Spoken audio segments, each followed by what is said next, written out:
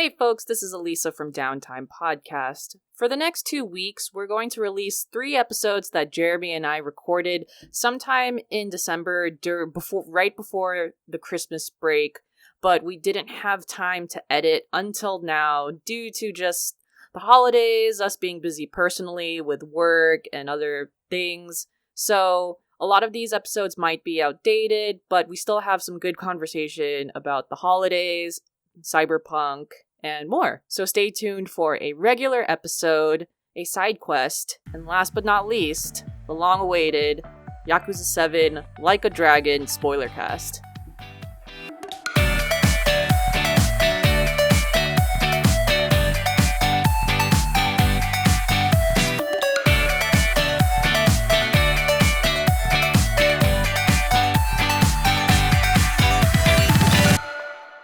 This is the last regular podcast of the year. Yes, last regular podcast of the year, though we might fit in something else to talk about another game that I haven't played yet that Jeremy has played. So I'm hoping to play a little bit of that because I do want to tell him some thoughts about that game before the year ends. Hopefully we can fit that in, but this is going to be the main regular one before 21. Yeah. So there isn't too much going on. Just a couple things. Yeah. I want to talk about news really quick first. Cyberpunk is having a lot of issues. Everyone knows that Cyberpunk's having issues. Aside from glitches, we've had conversations with people in our Slack channel about how, they're playing it.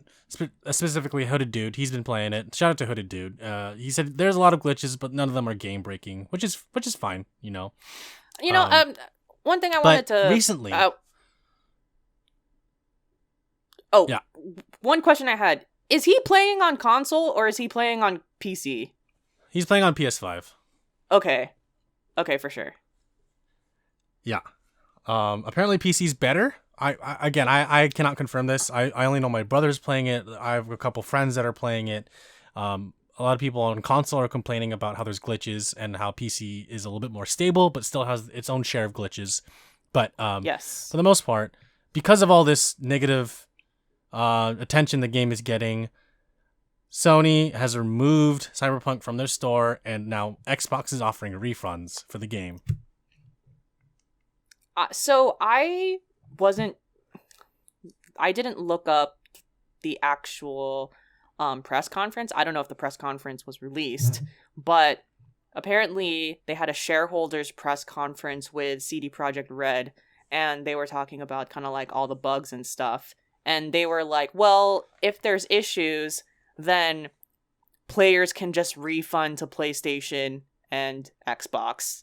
And I think one of the reasons why Sony pulled Cyberpunk from their store altogether is because basically they felt it was a cop-out answer of just kind of like, oh, we're not going to fix the game, or we might not fix the game quickly, but if you have a problem with it, just refund the place where you bought it. So I know that this whole thing has a lot of implications right now, especially because one of the main reported issues comes from PlayStation 4 users, and also PlayStation 5 a little bit, but not as much as PlayStation 4. And then right. I don't know about Xbox.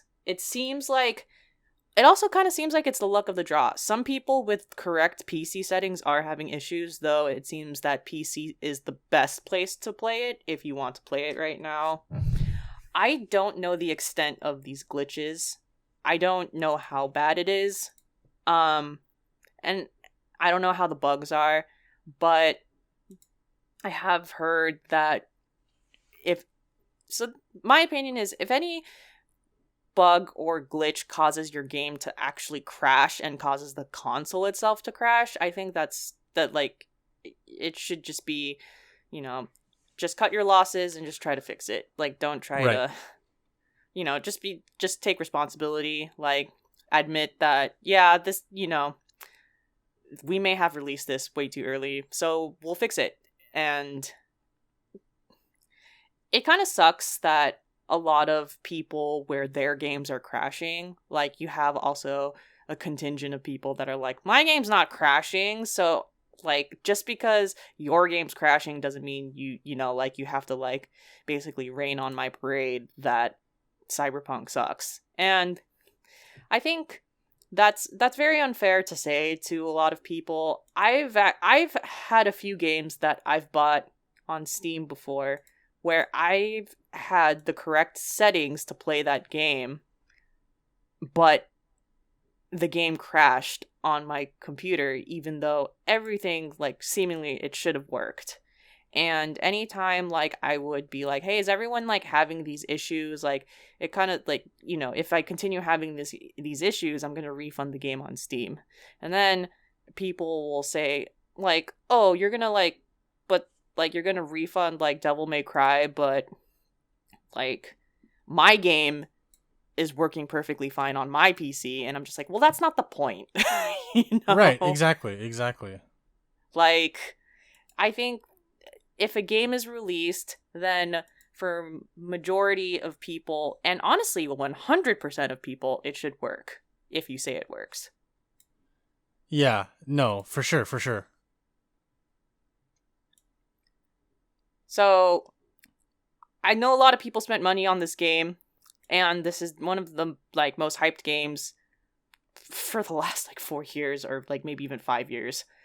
And really, they just have to, you know, they just have to fix it and just admit that it got released early.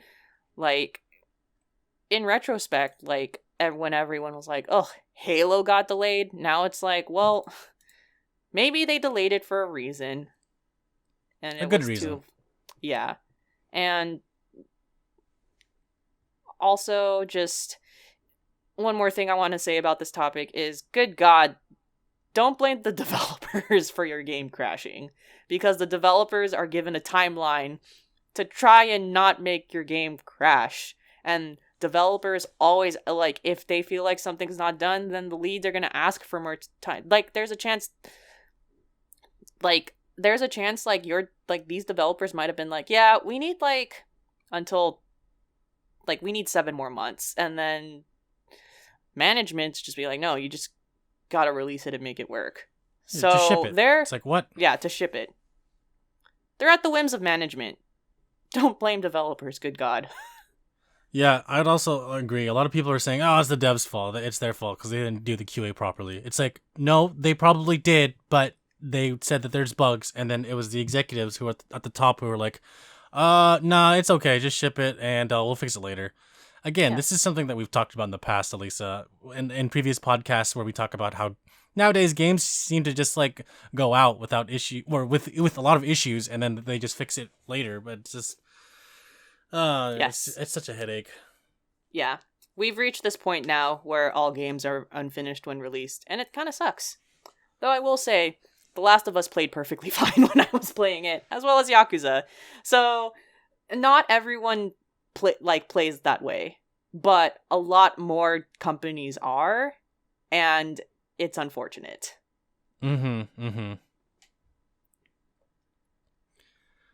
Yeah, well, it's all good. I mean, we haven't bought the game yet. We're gonna play it eventually, but yeah, I'm still waiting. Also, I was gonna play it on my PS4, so now I know that I should wait for confirmation even longer that it works on PlayStation 4. So right, yeah, I'm just chilling. Yeah, I'm gonna get it on PC, but I'm also gonna wait. It doesn't look fun playing it, like, with all the glitches and bugs, because that's something that really does annoy me. Yeah. All right. So moving on, other parts of news. Twitch has banned the words simp, incel, and virgin as part of a new harassment crackdown. So you're no longer able to use those words, as well as any emotes associated with those words will not be taken too kindly by the higher ups at Twitch. And I believe this policy goes into effect later this month. So next month. January 22nd is when it goes into effect.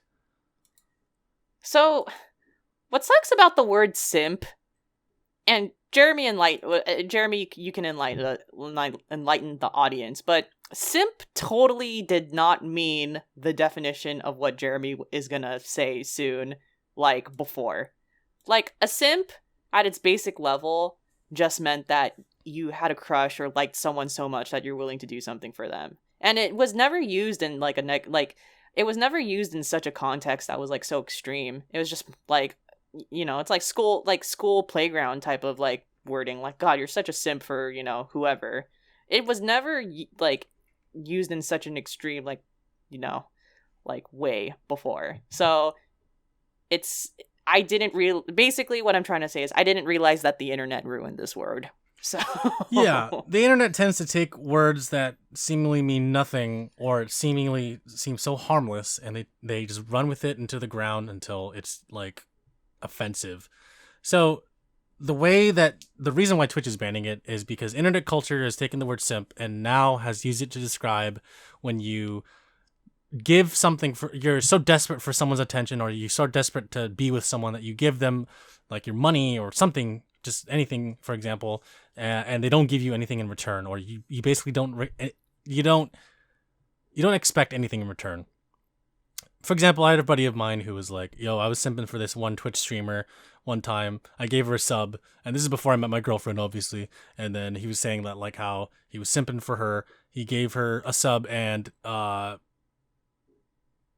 you know, that was it. Like, she probably said his name once. Oh, thank you for the sub. And then that was it.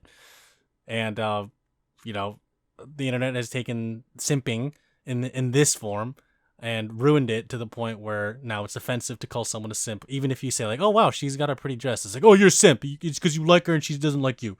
That's what it is at its base core, is, like, liking someone but knowing that they don't like you. And people have ruined it. People have ruined that word, and it's really sad. Now Twitch has banned it, along with the words incel and virgin, starting on January 22nd. So I did a quick Google search of simp. And, man,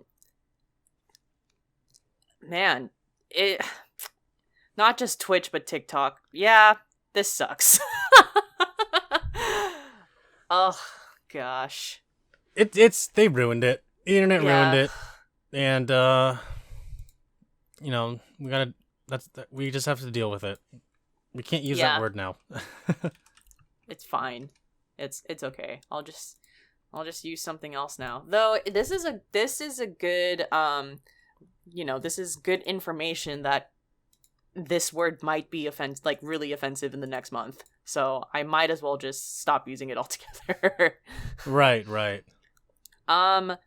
So just out of God, this is why the gaming community is terrible. So the words being banned are simp, virgin, and incel.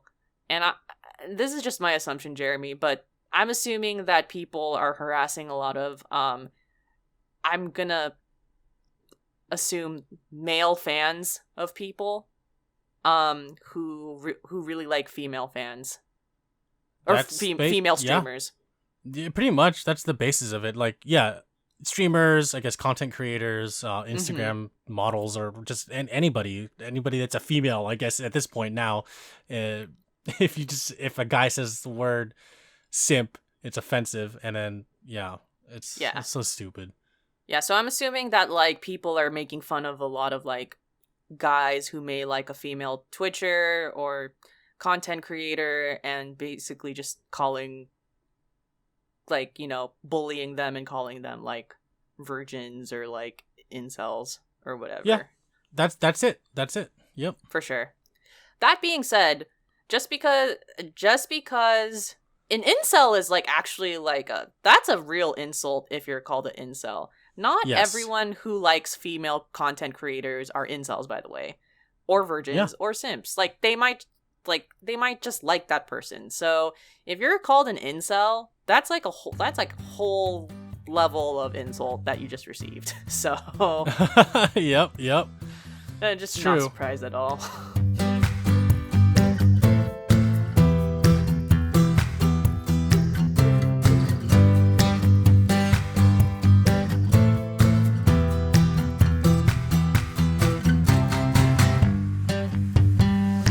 All right. Well, what are you playing now, Lisa?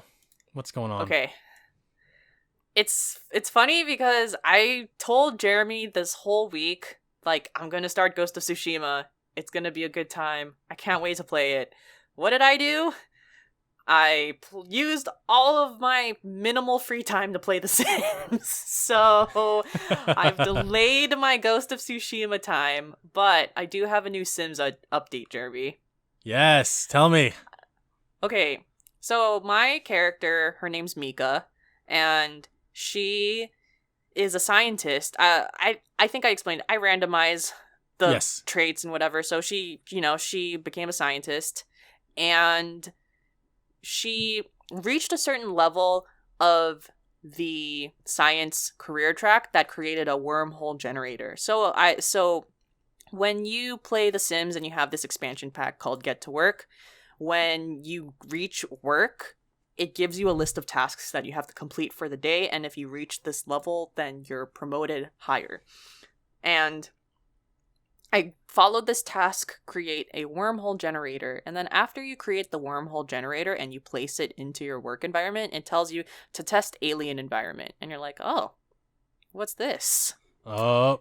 And then it's just like, test contacting aliens, and you're like, huh, what is this? And so, you're doing all these things, and then you calibrate it, and then before you know it, the next day of work, we want you to visit the alien planet. And I'm like, what? And oh my god, I gotta post a screenshot because I was just so flabbergasted. I'm gonna use the word flabbergasted because it's honestly the only word like that can appropriately describe how I felt in that moment. So I'm still so shocked. I visited an alien planet, and The Sims 4 has aliens, and you can actually party with aliens at an alien bar. And I did this during work as well. This game used to, the association of aliens in The Sims 1 through 3 just had to do with the fact that aliens can visit you at your porch, at your house porch, and they can abduct you if you look through a telescope. That was it. And then the desert areas have alien Sims and whatever, but interesting. Yo, this game you can actually visit aliens, and I'm not gonna lie, I had the time of my life, and ever since that happened, all I've been doing in The Sims was visiting and partying with aliens and trying to get my Sim to fall in love with an alien. Anyways, that's awesome. That's awesome. That is my Sims update. You went from making a rocket ship and also building an instant teleportation portal to now making contact with aliens and trying to make love to an alien. Okay, basically, that's cool. That's cool. That's pretty neat. Not working. It's not working too well. I might just have my Sim continue pursuing my neighbor, but I think I'm definitely gonna have one of my Sims kids date an alien. There's basically, Jeremy, the possibilities are endless with this game. So I'm legitimately really hyped about this. The alien world is beautiful. It's kind of like Avatar. The way that they with the glowing plants and everything, it's really pretty. And on top of that, there's an alien bartender. So and then there was an alien that knew how to play the violin. Basically I was like, where the fuck am I? What is going on right now? But that's pretty crazy. That's my excitement for the week. And I swear I will start Ghost of Tsushima. I will. Okay. I will. I believe you. That's all I'm gonna say because I already talked about that with you in the last podcast. So that's all I'm gonna say. I don't need to add more hype to it. All I'm gonna say is okay. I'll be waiting. Yes. Thank you. No worries. So what are you playing? Yeah, I kind of stopped playing Dead by Daylight for a little bit because on Thursday there was a game that got announced for an alpha. Well, sorry, it got announced at the Game Awards, and an alpha was coming out, a closed beta alpha. Didn't think too much about it. The game's called Back for Blood, made by Turtle Rock Studios, the original creators of Left 4 Dead before it was subsequently bought out by Valve. And it's just like that. You play as a one character that has different stats in a 4-player team. There's different, like, quote unquote special infected, there's common infected, and you just have to get through a campaign, which consists of maybe 4 to 5 levels. The closed alpha, of course, because it is an alpha, there's a lot of bugs and glitches, and they want you to experience that because they need feedback to fix their game. Okay. The game is being published by Warner Brothers Studios, again, developed by Turtle Rock. And it's pretty fun so far. It feels a lot like Left 4 Dead. Nice. With the exception that you can aim down sights, whereas in Left 4 Dead, you can't do that. The characters have different stats, as I mentioned, whereas in Left 4 Dead, all the characters are just the same. They're all, there's nothing special about them. They're all the same. A lot of the special infected, like, for example, the Wretch is like a boomer. It'll spit like acid that hurts you, but it also attracts a horde. There's the Hawker, which is kind of like a spitter, which like hops around like Spider-Man. It has 4 arms. There's the Ogre, which is like a tank, but it's like 10 times bigger. It's huge. And it's like an unstoppable beast. And then there's, what was the other one? There's a tall boy, or like a bruiser. It's like they got this giant arm, and it'll like beat you to death with it. It's also kind of fast, and it's also really tall, hence the name Tall Boy. It's also called Bruiser, I guess, because it has a giant hand that'll punch you. And yeah, the game is really hard. I gotta say, it's quite challenging. There's like a deck building system, where you have to decide like what kinds of perks you want your character to have, because on top of your base perks, there's other stuff that'll influence the team as well as you, such as like everyone will have 10% more ammo, or only you will have 10% more ammo. There's a card that has your secondary pistol, or whatever your secondary gun is, will always have unlimited ammo, which is a game changer in my opinion. There's cards where you start out with a gun. There's certain characters that start with guns and some that don't. But overall, again, it feels like Left 4 Dead, but it feels a lot more challenging in that there's a lot more zombies. There's no breathing periods. In Left 4 Dead, there's a lot of points where there's no zombies, no special infected, and you're just walking through the map and waiting for something to happen. There's always that dread knowing in Left 4 Dead that something's going to happen. In Back 4 Blood, it's just go, go, go all the time. Constant action all the time. They need to have sections where there's breaks because you just feel stressed out. You feel like you just got to get through it the whole time. You just got to speed run it. But there's not enough time for exploration. There's not enough time to appreciate the maps. Not enough time to look for loot. There's like a coin system where you collect copper coins and you like trade them in for upgrades to your guns, as well as like med kits, pills, bandages, an ammo kit, a defibrillator to revive someone who died. And again, it feels a lot like Left 4 Dead, but it's also different, and I like it a lot. The difficulty spike, because I was playing on easy the whole time. I was playing on easy with my friends, and we were having a hard time beating the last level, because the last level consists of running across a broken bridge to a ferry, meeting the military on the other side. The military doesn't do anything for some stupid ass reason, and then fighting, and then planting 2 bombs on the very bottom of that ferry, and then having a 30-second timer where you have to escape that ferry, go back to the military, wait for the bombs to blow up. All while hordes and hordes of non-stop enemies are coming at you, along with special infected. It's tough. It's tough. And it's frustrating when there's people that don't know what they're doing. I understand that, maybe it's a lot of people's first time playing this game on the first day, for example, like it was mine. But like after a while, it's like people just keep dying, and for me, it just felt really frustrating because I wanted to win. I wanted to beat that, and I wanted to get through. But yeah, it's fun. I gotta say it's fun. I'm probably gonna buy it day one. Because I love the Left 4 Dead series so much. Left 4 Dead 2 is one of my favorite games of all time. And this is echoing that so much because Left 4 Dead 3 is not coming out. Let's just face it. There's no 3 in the Valve franchise. They're not going to count to 3. Even though Half-Life Alyx technically is Half-Life 3, but still. I I like it a lot.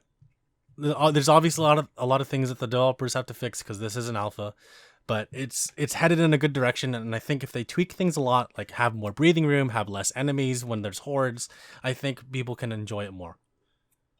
For sure. But yeah, that's all I'm playing. And I'm probably going to stop playing it when the alpha ends tomorrow. That's all I'm playing.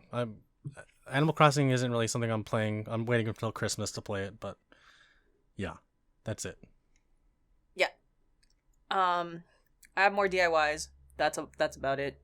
Yeah. Oh, and then when you hear our side quest for the end of the year, we talked a little bit about Animal Crossing on that one, but DIYs suck. But Jeremy has a Christmas tree. He has an illuminated Christmas tree. Yes, thank you, Alyssa. Shout out to Alyssa. Thank you so much for getting me that Christmas tree. Yes.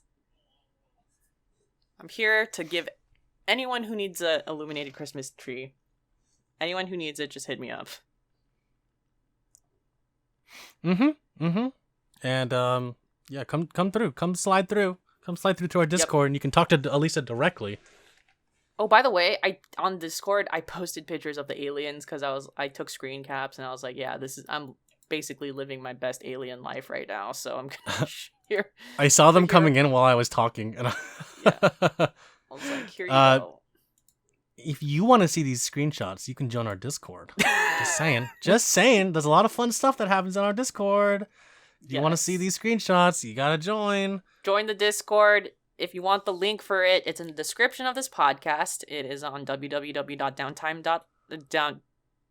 Downtime.Live. And then there's also a Discord link there. And then, if you want to send in a question on our website, there is a form. You can email us at contact@Downtime.Live. You can write in the Discord or anywhere where we host the podcast, and we'll answer a question for you, which means YouTube, Stitcher, anything.